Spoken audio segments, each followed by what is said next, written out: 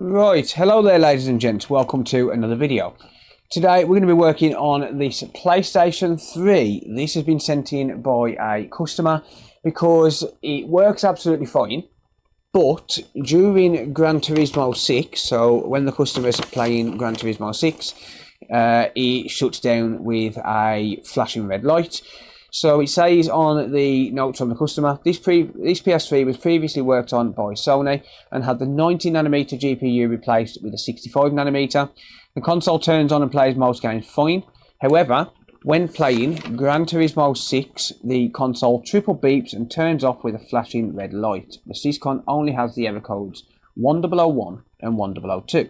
So that is going to be down to the NEC tokens. So the NEC tokens are a type of capacitor.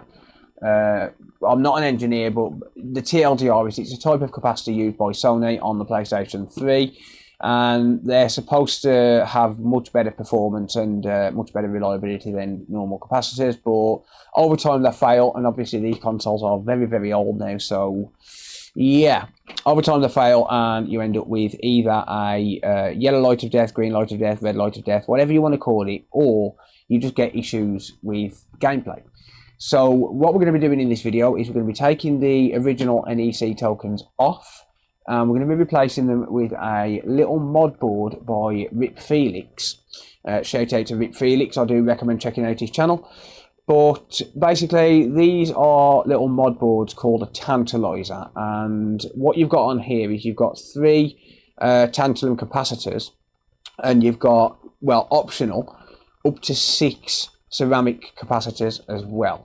And obviously, you know, these are not the original NEC tokens, but because we can't buy them anymore, you have to obviously come up with DIY solutions, and Felix has come up with this solution. So basically you just populate these with some NEC tokens, and then you solder these onto the board in place of the original sorry, not NEC tokens, with some tantalizers and tantalum capacitors, and I will get my words out. I swear I'm not new to this. You replace it with some tantalum capacitors and some ceramic capacitors, and you put these in place of the original NEC tokens, and yeah, that just basically fixes the 1001 and 1002 errors.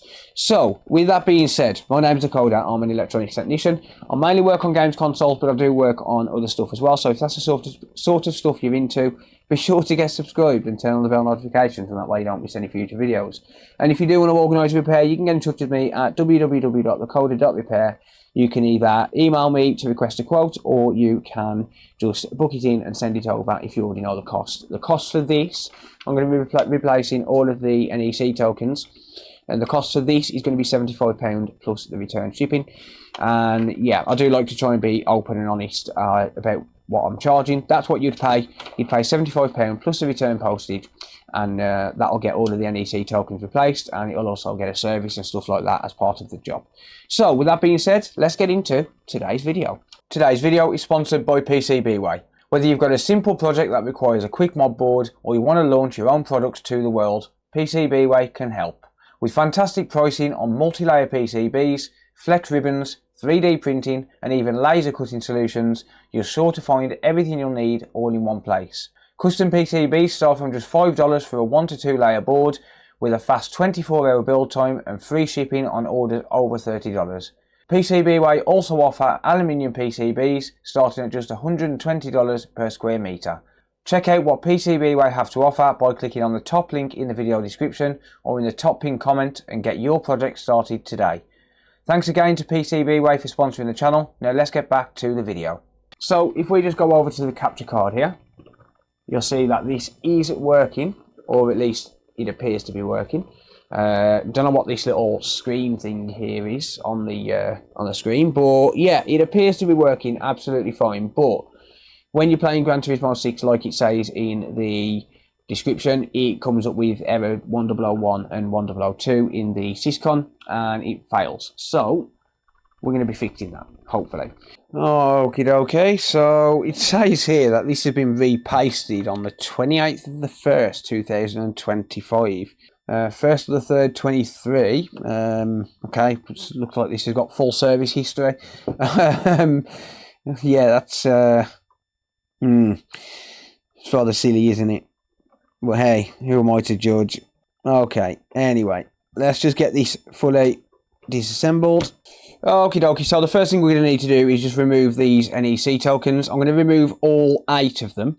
So we've got 2 here, and then on the other side we've got another 4 here. So we've got 2 here and 2 here. So first thing I'm going to do is get these removed. So we're starting off on the back, and what I'm going to do, before I do anything, I need to get some heat into the board. So I'm just going to sit here for about 5 minutes, just moving my hot air backwards and forwards.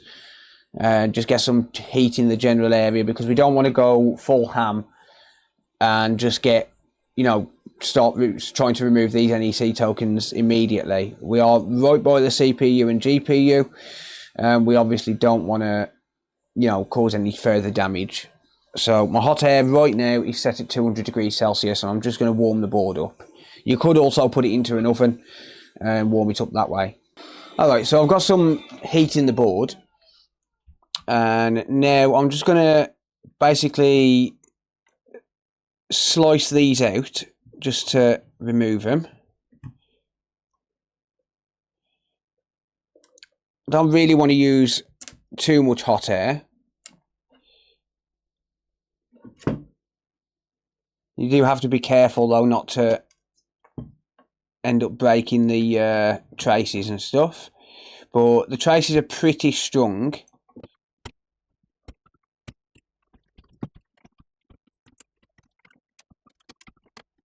It does make a little bit of a mess, this does, but it's fine. This is a very high thermal mass area as well, by the way, so you're going to struggle a little bit.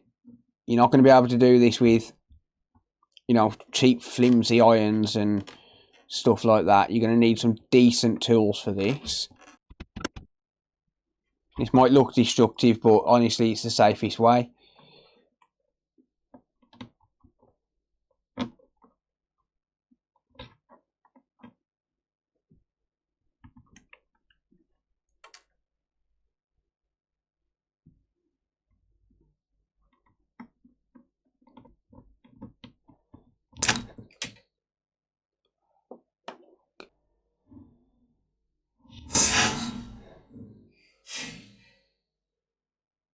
And I've just slipped and scratched the damn board. Damn it.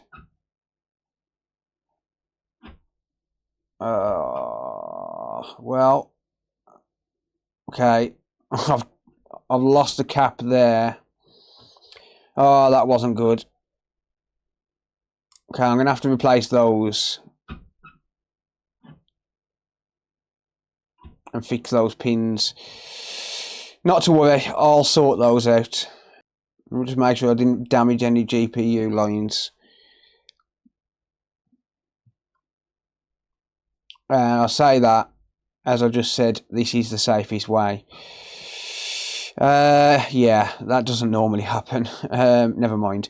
I will fix that. I do have some donor boards. I can sort that out. Not a problem. But let's just concentrate on these for now.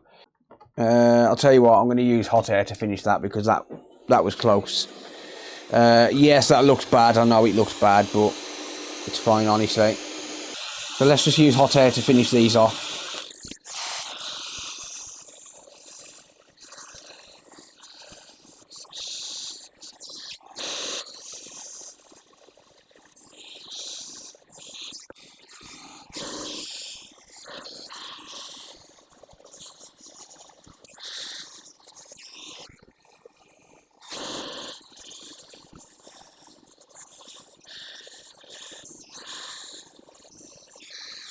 Okay, so that's that.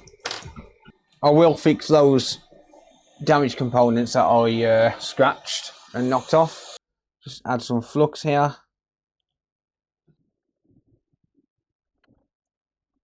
I have knocked a resistor there as well. That's fine. Okay, so there's the solder replaced on those ones.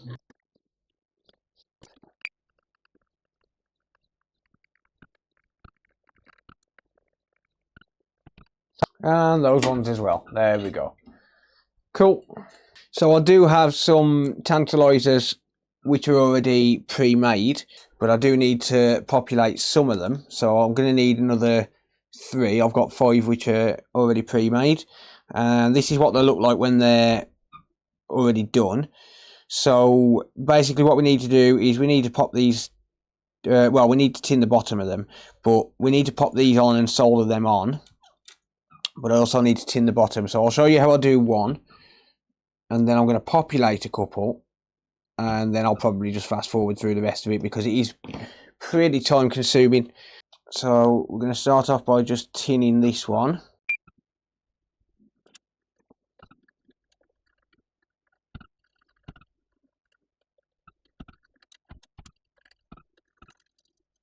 There we are. So that's that done. So they need to sit just like this here. So we need one there, like so. And then we need another one just next to it, just like that. And then we're going to need to solder those on. This one here I've already tinned, but basically I made these up in anticipation of this because I knew that I was going to need them. So yeah, I'm going to solder these down. So I'm just going to use hot air for these.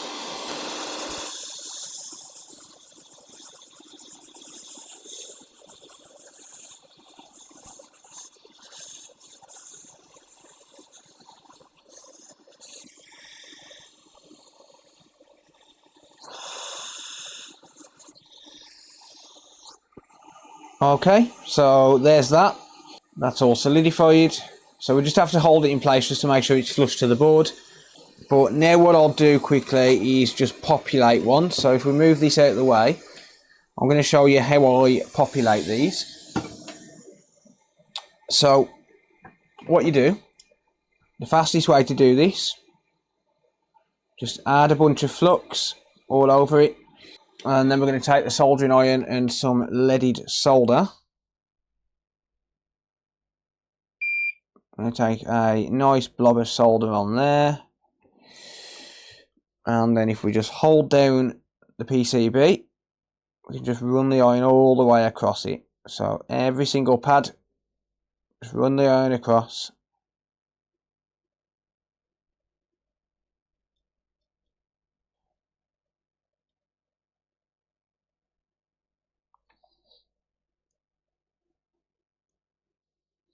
A lot of people use solder paste, but I prefer to do it this way. You can use solder paste, it just gets a mess sometimes. But there's that. And then if we look, we've got a plus and a minus sign. That's going to tell us which way the caps need to go. So what we can do is we can either buy some caps, or we can just take them from a PS4 board. So on a PS4 board, we've got these 470 microfarad caps on the back of the board and on the other side as well. And I'm just going to take them from here.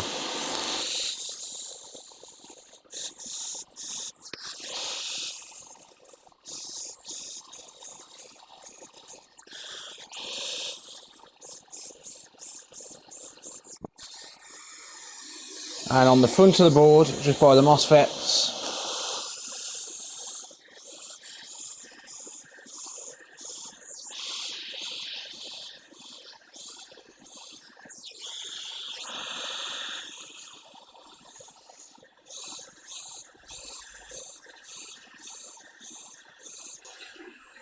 There we go. So that's all of the caps removed from a PS4 board. This is a SIA001. And then what we can do is just populate this PCB ready to reflow it down. So if we just drop some components in line, or in place rather. So there's 1, 2, 3. And then we need 6 of these capacitors, which we took from the board as well.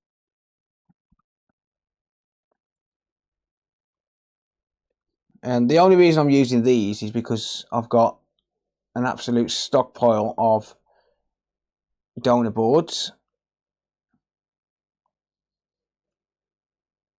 So I may as well make use of them and get as many components off each one as I possibly can, because that's why I buy them. That's why I buy donor boards, and that's why I don't throw them away because there's always something to use on them. I'm a little bit of a donor board hoarder. Okay, and then we can just flow all of this down. It's not going to take long. It's a very thin PCB.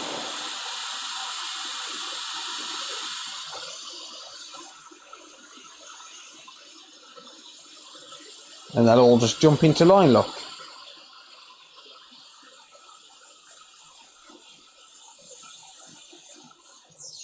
You can sit there and just try and get them all perfectly aligned, but it doesn't really matter as long as they're all soldered.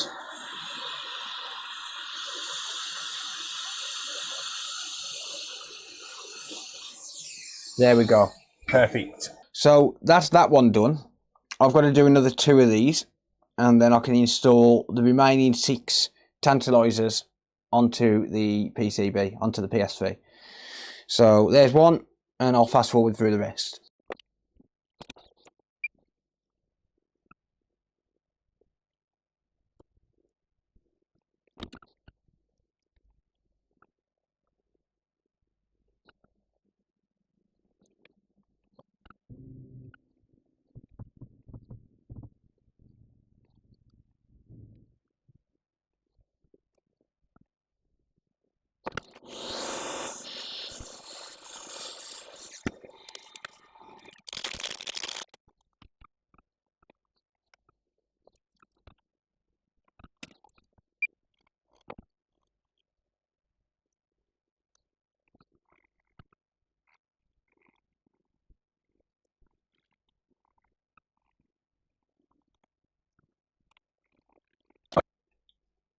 Alright, so all of that is prepped, and now I'm ready to finish up. Sorry, no, I've got one more to do. Well, I've got one more to tin the back of.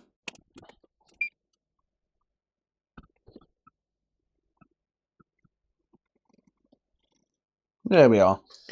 Beautiful. Okie dokie. So that's all 6 of these ready to go. So we can get these installed now.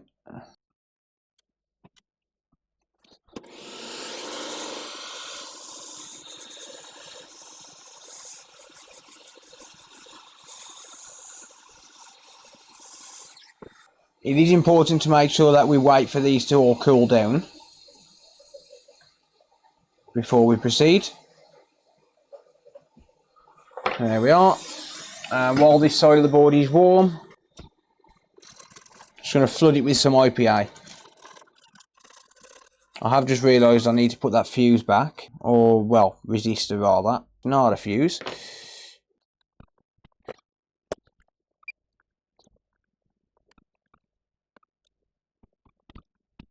There we are. Okie dokie, on to the other side.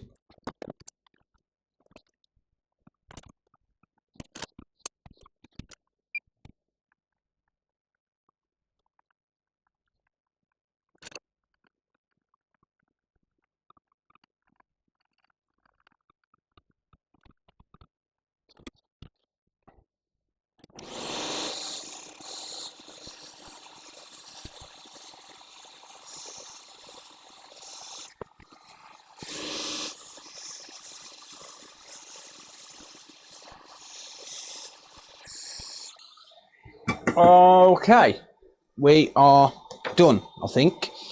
Alright, hopefully that's good. But we do just need to fix this mess up here.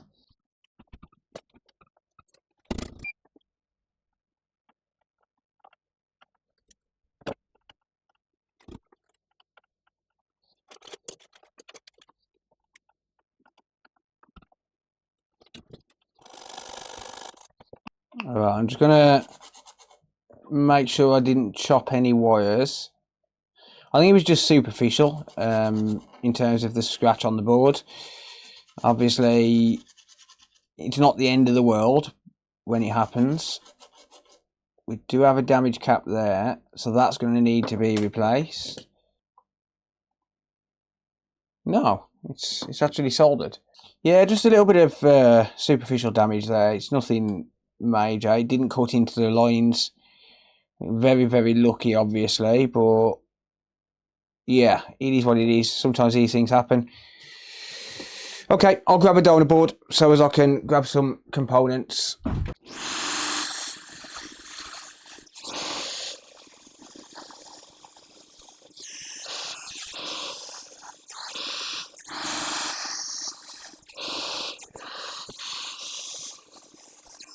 Okie dokie, that'll do. There we are. Alright, let's hope this turns on now, shall we?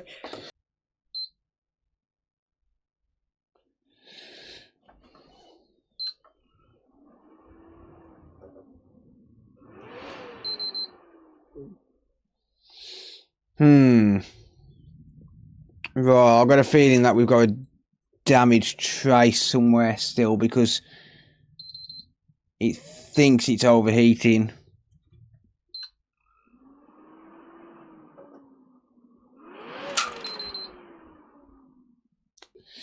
Right, I'll have to do a little bit of research on that one.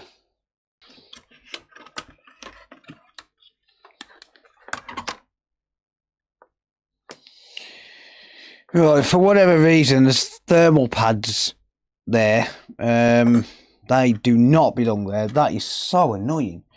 So maybe it is actually overheating. Okay, now it appears to be booting. Sort of. Well, I mean, I've got to obviously test it with the hard drive and stuff, but that seems to be booting now. That was a bit of a squeaky bum moment, but turns out someone just left some thermal pads and they must have just been in the right place to not cause an issue last time. Never mind. It's fine. Right. Let's just get this booted back up. Make sure it actually displays. So obviously this is going to need a good stress test. The purpose of this video really is just to show you the process for the Tolkien replacement. Obviously that process does not include accidentally damaging something. But yeah, never mind. So let's power that on. And we're going to see if we get a display. For some reason we're getting no power. So I've just gone to plug the HDMI in and now it's just not turning on at all. What the? I'm just going to double check the power supply, or rather the power cable.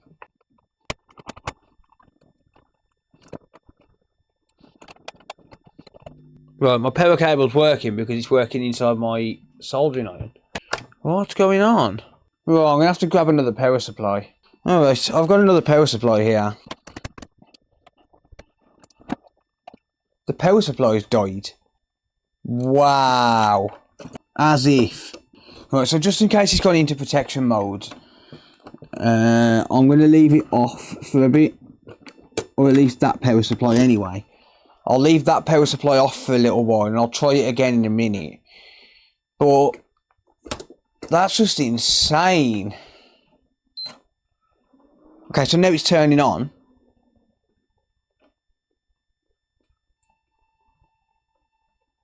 The question is it going to work? I'm not getting any video output. I'm not getting any video out.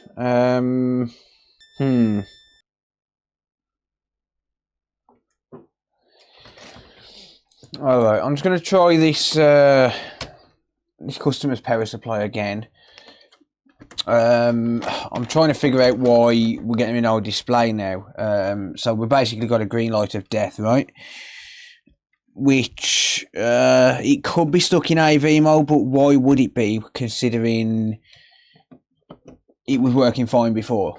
So that wouldn't really make any sense. Okay, this power supply seemed to have just been in protection mode, I guess. Seems to be working now. So at least the customer's power supply isn't dead. Alright, so let me just try this once more. Nope, still no display. Let's double check these traces that I ended up scratching. Am I missing a pin there? I don't know what this IC is. What's the deal with that? I'm missing... I'm missing a pin, damn it. I don't know what that IC is.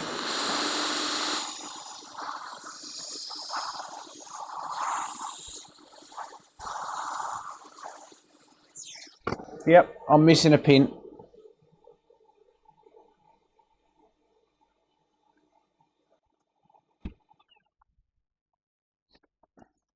Okay.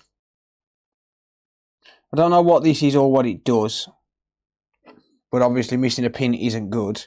Obviously that is my fault.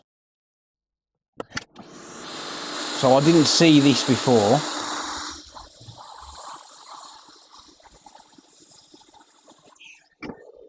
Okay, so that's soldered back on. So the only reason I took that off was to make sure, well, just to double check if the pin was actually missing or whether it was just bent. But no, it's completely missing, so I'm going to have to fix that. So let me show you how I'm going to deal with that. I'm going to grab some jumper wire. And I'm just going to grab a little piece of it off.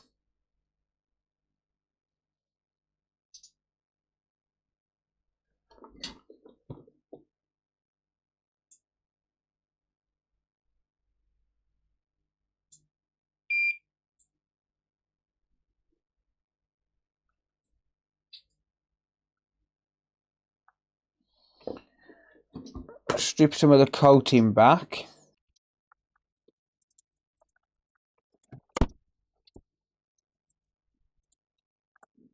And if I just grab a little bit of leaded solder, it's going to be difficult doing this. It's not easy.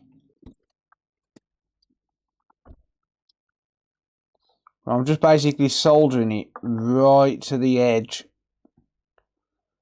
of where it was, of where the pin was, so I can see a little bit of the contact.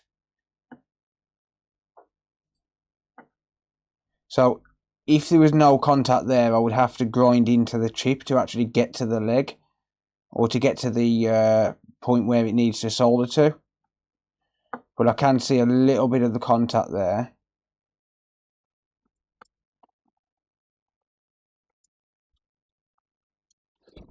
Okay.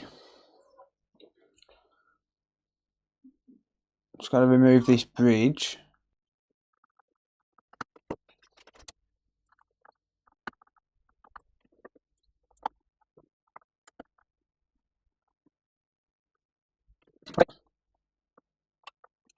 I'll clean this up and then I'll have a look and just see what the deal is.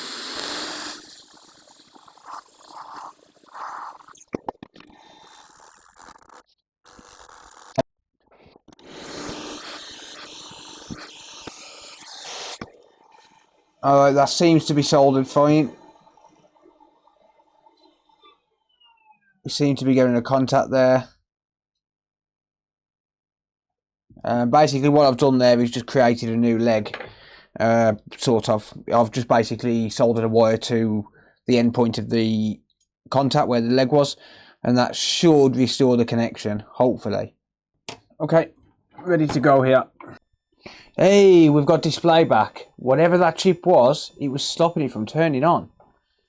Or rather, it was stopping it from displaying. We've got the green light back on the HDCP remover. There we go. Does it work? Yes, it does. Absolutely fantastic. That is brilliant. Phew, that was a squeaky bum moment, I'm not going to lie. Yeah, whatever that chip is, which I really don't know. I'm going to have to do some research on it and find out. But whatever this chip is, this is a donor board, by the way. Whatever this chip is, it stopped it from displaying. Obviously, that was my fault, right? You know, I did damage the leg, and I obviously scratched the board. You know, it's no harm, no foul now. But if it was a case where I couldn't get that to display, obviously I would have had to, you know, replace the board for the customer. And yeah, that wouldn't be fun. But that being said, this is working with the Tantalizer mods. and hopefully that is going to fix it for a long time. Obviously, it does need a good stress test. I'm going to need to test this for 1 to 2 days, maybe longer, just to make sure that it doesn't shut down and stuff during gameplay. I need to get a controller, and I also need to get, the game the Gran Turismo game. Hopefully it's on there as a digital game, but I'm not so sure. I'm not 100%. But that being said, this console's working and I can breathe a sigh of relief. So with that being said, if you enjoyed the video, don't forget to give it a thumbs up. Let me know what you think down in the comments down below. Yes, I made a mistake in this video, and yes, I did almost screw this up. But that being said, I would never, ever leave my customers out of pocket. If I did damage this, I would have replaced it. If I damaged it beyond repair and stuff. But obviously, it didn't come to that because I have managed to fix it. Obviously, I'm still only going to be charging the customer the original £75. And obviously that, I can't charge for the extra time that I've had to spend diagnosing this and stuff. But yeah, I need to give this a full service. I need to make sure that everything's working and stuff. But other than that, it should be absolutely fine. Thank you very much for watching. Let me know what you think down in the comments down below. If you do need to organise a repair, you can get in touch at www.thecody.repair. That's a one-off. It doesn't happen, that ever. That slip up, literally. That doesn't happen very often. It's very, very rare. But that being said, it does happen, and I'm not afraid to admit it. I'm not ashamed to admit it, because it is what it is. Sometimes we make mistakes. So with that being said, don't forget to give the video a thumbs up, and don't forget to hit subscribe if you're new to the channel as well. And I'll see you all in the next video. Take care, everyone. Bye for now.